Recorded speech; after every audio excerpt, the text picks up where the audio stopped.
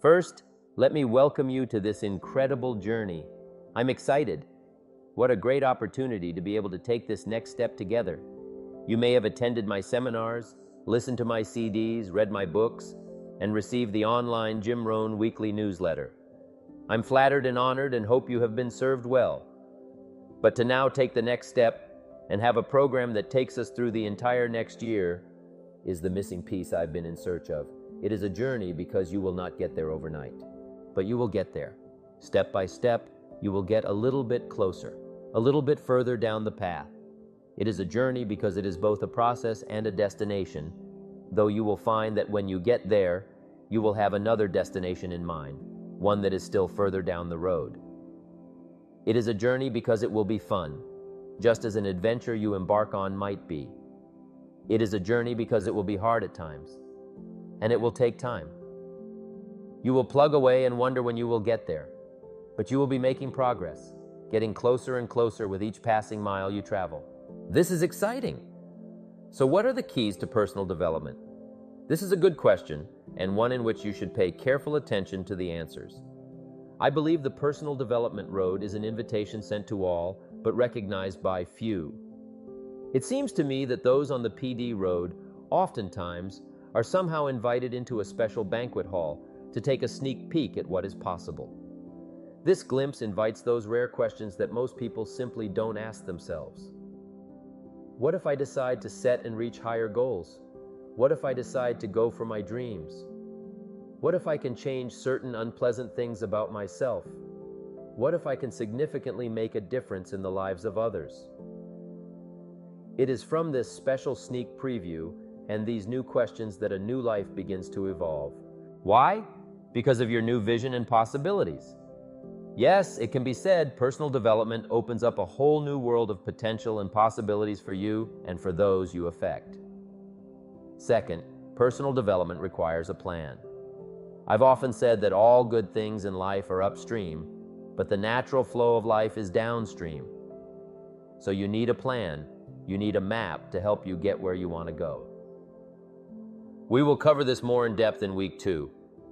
Third, personal development is about association and influence. We are affected by everything around us. What we read, what we watch, who we talk with, who we spend time with, it all plays a part in how we view our world, our relationships, and our opportunities, but mostly ourselves. We will cover this more in depth in week 3. And fourth, personal development is about learning and education. All 12 pillars of success we study over the next year will involve personal development, becoming a student and learning. We will cover this more in depth in week 4. Bonus point. Personal development is about having a celebration. Yes, you heard me right. Every investment needs to have a payoff. And yes, the payoff will be the person you become and the results you receive. But also go ahead and create your own unique, only you deserve it because you did it one-of-a-kind celebration. So yes, along the way, we will encourage you to celebrate your progress. On small milestones, have small celebrations. At larger milestones, have bigger celebrations. And that is all part of the personal development equation. We will cover each of these 4 points more in depth over the next month, but I want to focus on the first one this week. Personal development, the invitation. We have all received an invitation to a party or an event, and are then faced with the decision to go or not. Obviously, multiple outcomes can result from our decision. But here are 2 specific outcomes we've all probably experienced. We went in spite of our hesitations or difficulties, and it was a great, maybe even a life-changing experience. Perhaps we met our future spouse or a lifelong friend or had an experience we will treasure for a lifetime. We didn't go, but our spouse or friend did, and they told us how much we missed out on what could have been a life-enhancing experience. I'm pretty sure almost everyone participating in this program is already a student of personal development and growth, or you probably would not be participating. But I want to thank you and congratulate you for accepting this invitation to step out and into a program that makes so many bold promises. I want you to know we are committed to doing our part of the equation. I believe by accepting the invitation, you are taking that all-important first step, and now our journey begins, hand in hand. As stated above, this is not a sprint, and we are not in a hurry. Let's watch as the very process and commitment itself begins to take us in the direction of high achievement, goal accomplishment, and true success. True success is living the life you truly desire to live, spiritually, physically, relationally, and mentally, as you have defined it. We have already discussed the invitation, and I congratulate you for accepting this invitation to be, do, and have more in your life. The Bible says, if you search, you will find, and that is what you and I are in the process of doing. We have accepted the invitation to be seekers, so we can be finders of the better things life so openly offers to those who choose to partake in the process. This next year, let's see what we can do with the soil, seed, sunshine, rain, and the miracle of possibilities to turn what we have into a life filled with the equities of treasure, family relationships, enterprise, gifts galore, and everything you want. As we all know, our results are only as good as our plan. My mentor, Mr. Schoaf, taught me it's not what happens that determines the major part of our future, because what happens to us all. Instead, he taught me the key is what we do about it. If we start the process of change by developing a plan, doing something different in this next year than we did the previous year, it won't matter how small those efforts are in the beginning. Start doing different things with the same set of circumstances, ones we've always had and cannot change, and see what miracles occur. When we start the miracle process and change ourselves, then everything changes. And here's what is interesting. The difference between success and failure is so subtle. Let me explain by giving you my definitions of failure and success. Failure is a few errors in judgment repeated every day. The man says, well, I didn't walk around the block today and it didn't kill me, so it must be okay. No, it is that kind of error in judgment after 6 years that has him out of breath and panting as he walks from his car to his office. You can't make those kinds of mistakes. It will end up costing you. Now here is my definition of success. A few simple disciplines practiced every day. Do you see the distinction? A few disciplines. Here's a little phrase we've all heard. An apple a day keeps the doctor away. And my question to you is, what if that's true? How simple and easy is that plan?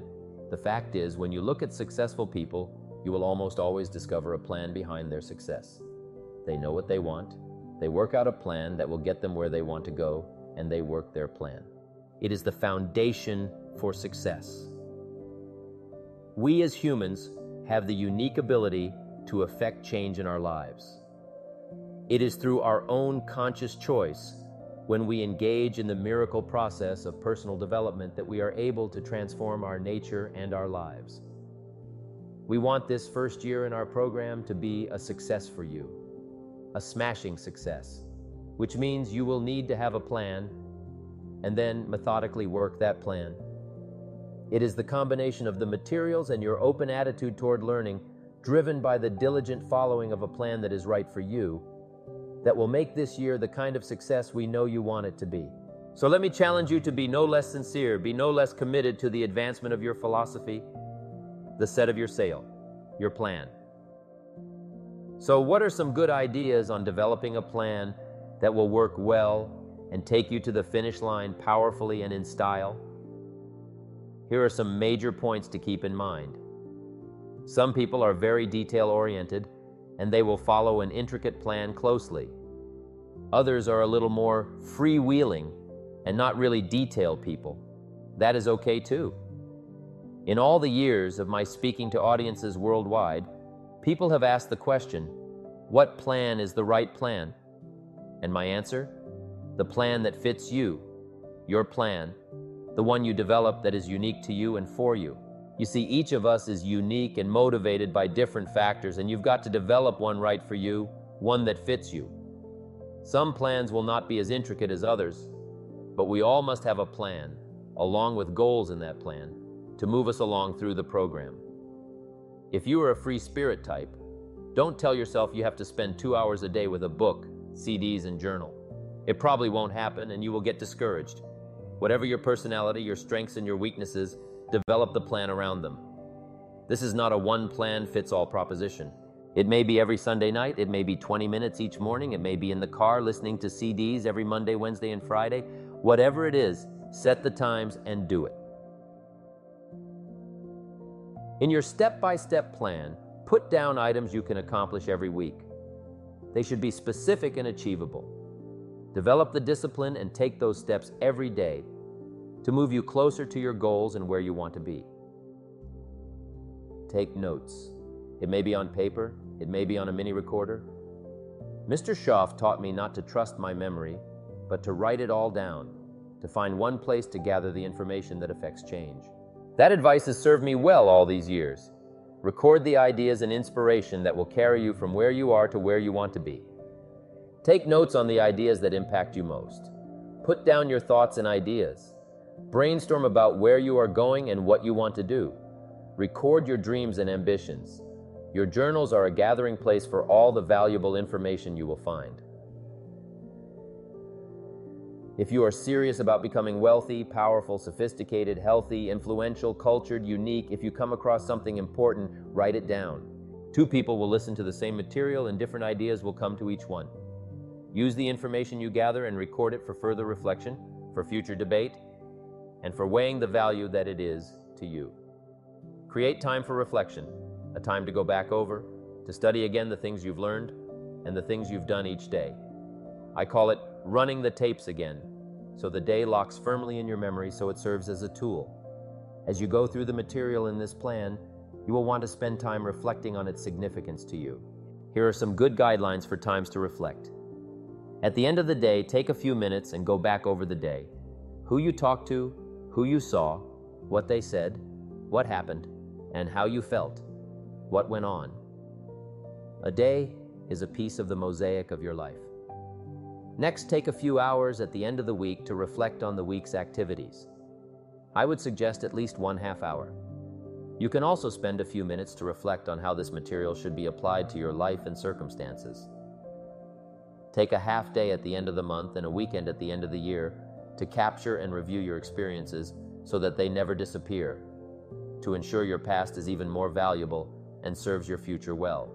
We'll cover goal setting in the upcoming weeks, so for now, let's just remember, your plan is the roadmap for how you will achieve your goals.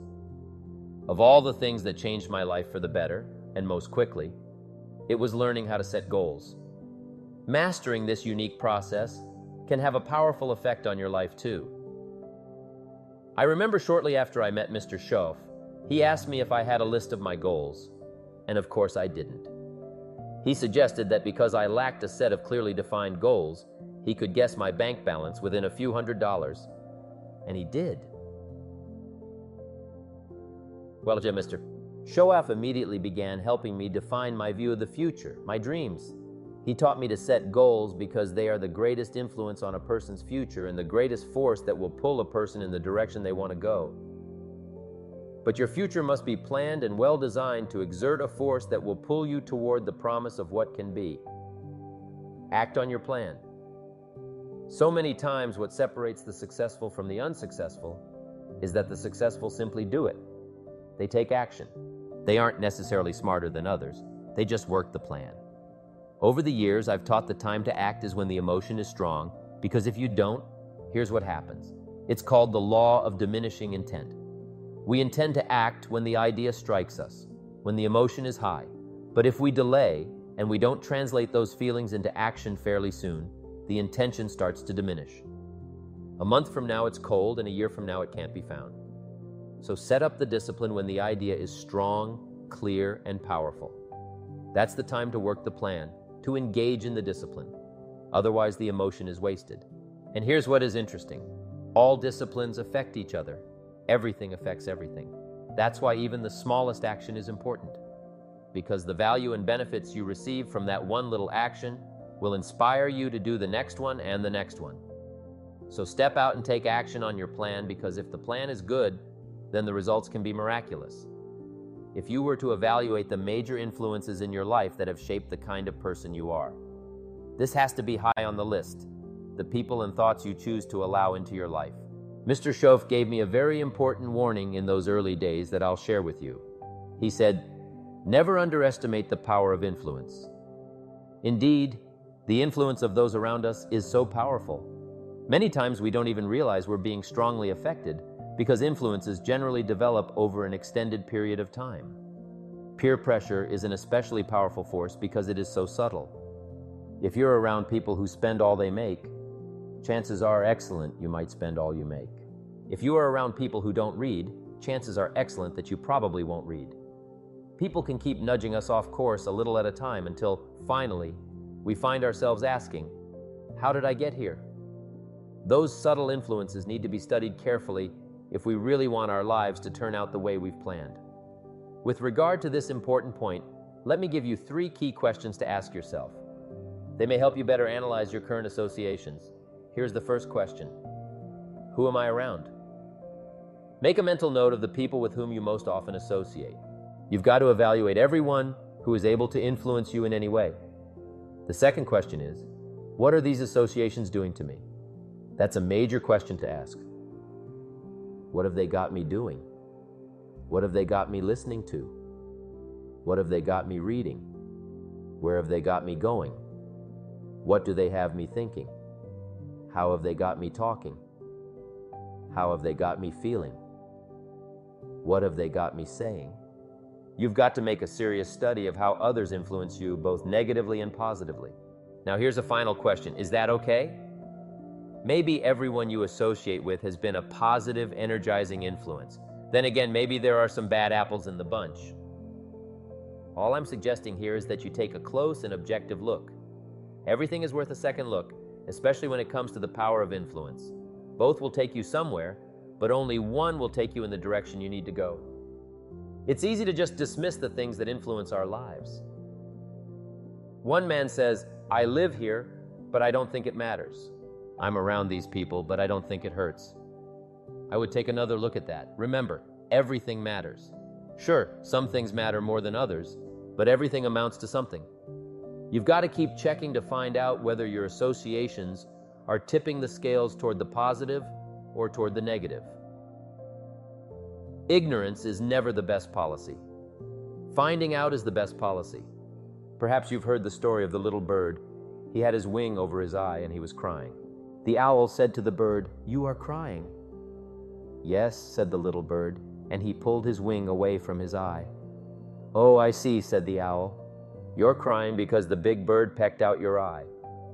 And the little bird said, "No, I'm not crying because the big bird pecked out my eye. I'm crying because I let him."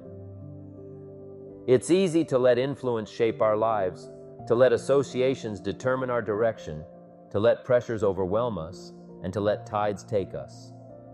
The big question is, are we letting ourselves become what we wish to become? Here are 3 ways to handle associations or relationships that might be holding you back. 1. Disassociate. This is not an easy decision, nor something you should take lightly, but in some cases it may be essential. You may just have to make the hard choice not to let certain negative influences affect you anymore. It could be a choice that preserves the quality of your life. 2. Limited association.